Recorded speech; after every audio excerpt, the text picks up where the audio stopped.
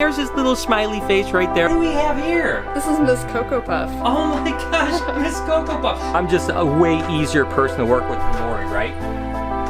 Yes. No, that's good. No, I'm just kidding. It was just a joke.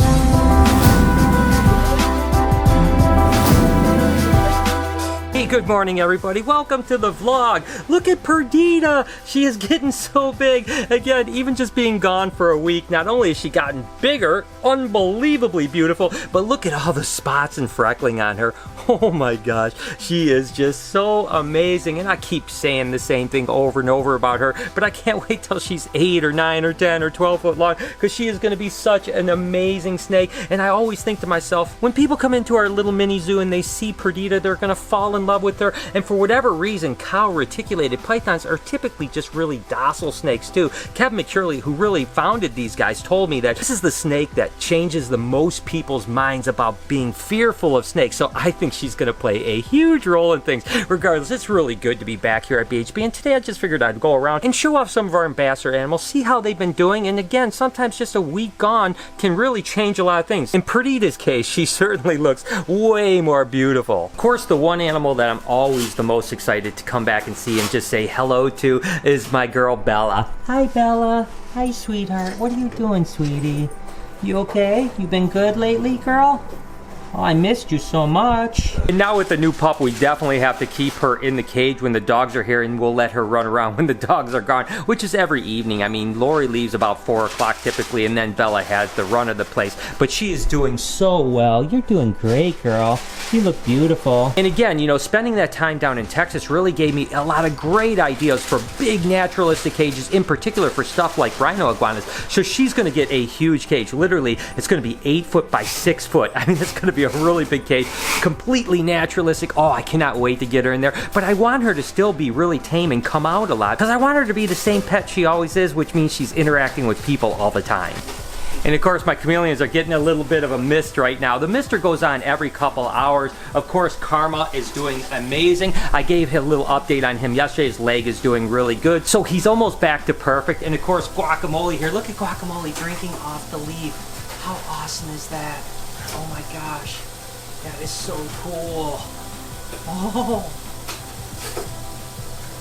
And again, Guacamole is going to end up going in a cage that's probably about 3 times that size. We're either going to go with a screen cage or a partially screened cage. There's a few options on the table there, but he's going to have a really large cage. Of course, it's always awesome to see my tortoises, Savvy and Speedy. I mean, they're just such amazing little guys. And it's only a very short while, maybe month and a half, 2 months, and at least one of them is going to come to the backyard, maybe both of them. But if I have a big enclosure next door already built out, I'll probably keep one there. I'm not sure. I might even switch them off, give Savvy a couple weeks home, and then Speedy a couple weeks home. I mean, it's going to be a big, cool cage, but I love the fact that they can run around the backyard. I just love waking up in the morning and going outside and seeing as the sun's coming up, as the warmth is coming up, they're out there just grazing away. So I'd love to have both of them in the backyard, but I definitely need one here for the display. Regardless, I'm still glad to be back playing with my shelled puppies.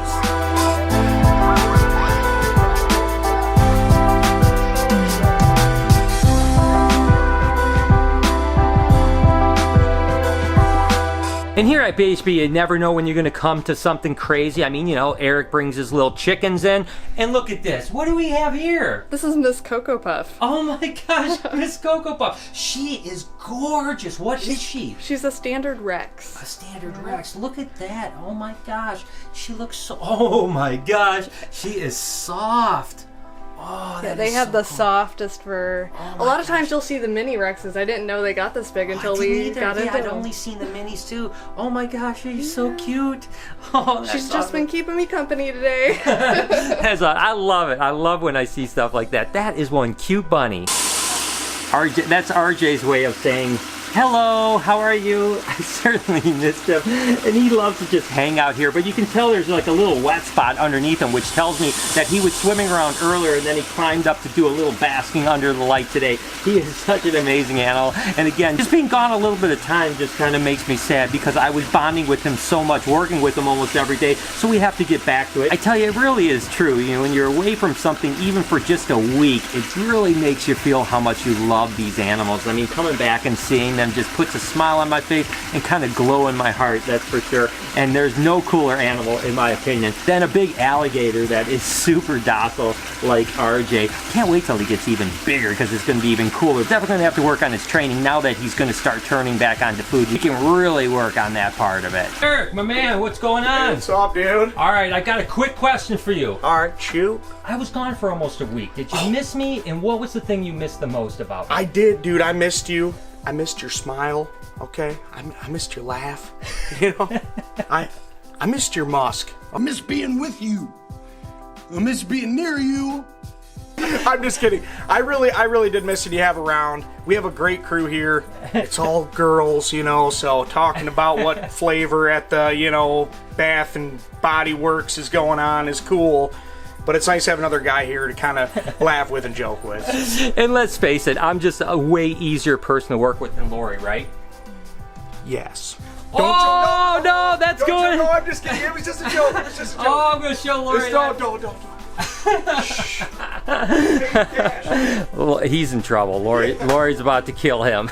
Look at Verdi. She is looking so good. She just shed a couple days ago. I mean, take a look at how gorgeous she is. And remember, I was at the shed and saw that huge green anaconda? I mean, one day Verdi is going to be like that. And I love that cage. I mean, it was literally like a 25-foot cage. It was so huge. Point is, she's eventually going to have to get a pretty big cage. And I love the fact that most really cool anaconda cages like the St. Louis Zoo and the Shed have a huge water feature in them because these guys spend almost all their time in the water down in the Amazon, so it's pretty awesome. But she is looking good and she's just destroying the food now, so I know she's going to get really big. As a matter of fact, we're going to feed her again in a couple days, so oh my gosh, she is so cool. Look at that cute tongue. I love how they have that really slow tongue like that. That thing is amazing. You know, as I'm back and I'm just going around looking at stuff thinking like, what should I highlight? What should I show you guys that I'm back for? There are literally hundreds of animals I'm thinking like this would be really cool, but I really wanted to stick with animals that I thought you'd be familiar with. Remember the Suriname red tail boas that my friends in Chicago gave me? They produced these beautiful animals and they offered me a female for free, and then I ended up getting a male in the auction at the NARBC. Well, take a look at how gorgeous they're doing. I mean, they are so incredible, and that's the thing that's so amazing about the red tail boas is that as they grow, they just get better and better. So this girl is looking so good, and her boyfriend's looking pretty darn good as well. Look at how big Smiley is getting. I mean, my gosh, he is getting so large, and there's his little smiley face right there, guys. He is such a gorgeous animal, and Mary is doing a really good job of feeding him because he's growing like a weed. I mean, look at how gorgeous. Next year, he's going to be big enough to breed, and Smiley hopefully will be a daddy. And sticking with ball pythons, I figured I'd show you Helen. Isn't she looking great? I mean, she's not growing at the same pace as a Smiley, but again, she doesn't have eyes, so the fact that she's eating at all is pretty amazing, and she only refuses maybe once every third or fourth meal, and then she eats great other than that. And again, much like the two-headed animals, things like Helen are going to really pique people's curiosity when I can talk about disabilities and how these snakes can live and thrive even without eyes and how amazing they are. So Helen is doing absolutely incredible, and she's going to play a big part of things in the educational side in the future. And what the heck, one more cool ball python. This is that lavender albino pied from that collection I got about a month ago. Look at how gorgeous that animal is. Oh my gosh, and as that purple comes in, oh, these are going to be amazing. I can't wait till hopefully he gets up to size to breed next year. I can take him to other lavender pies, I can take him to some lavender stuff, and I can also take him to pied stuff because it's a double recessive mutation. So if I breed him to a pied, all of them are going to be pied and they're going to all be carrying the gene for lavender. The same thing if I take them to a lavender, they're all going to be lavender and they're going to be carrying the gene for pied. And of course, if I breed them to a lavender pied, all of the babies are going to come out lavender pied. You know, I got an animal here that I don't even remember if I've ever showed you guys yet, so this might be the first time that you've actually seen him. This is actually another little baby albino Burmese python, just like Sunrise is, but a little tiny one. And that's right, this is a male, so maybe one day he'll be big enough and maybe I'll give it a go and produce a bunch of little albino Burmese pythons again. Anyone that's kind of followed along my career knows that really the whole thing kind of started with breeding albino Burmese pythons when I was like 17 years old. I had bred snakes a little bit before then, but the albino Burmese were what kind of put me on the map. So it's kind kind of cool to finally have a pair again. It's been a long time since I bred Burmese pythons,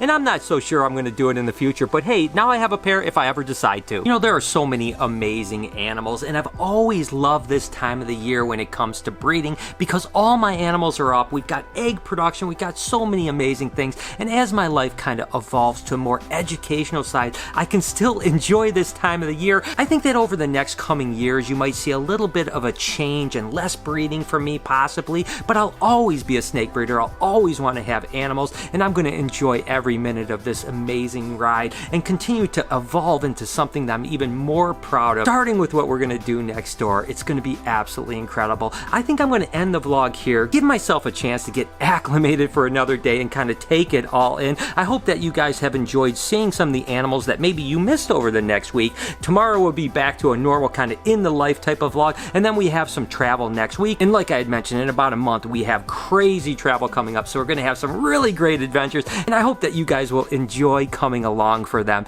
In the meantime, have an amazing day. Remember to be positive today. Enjoy life the best you possibly can. Thank you guys for your support. You mean the world to me, and I love you so much. Can you do me a favor? Can you smash that like button as well as turn those post notifications on so you know when I upload a video, which is every day, 7 days a week at 9 o'clock in the morning Eastern Standard Time. Remember to be kind to someone, and I promise I'm going to see you guys tomorrow.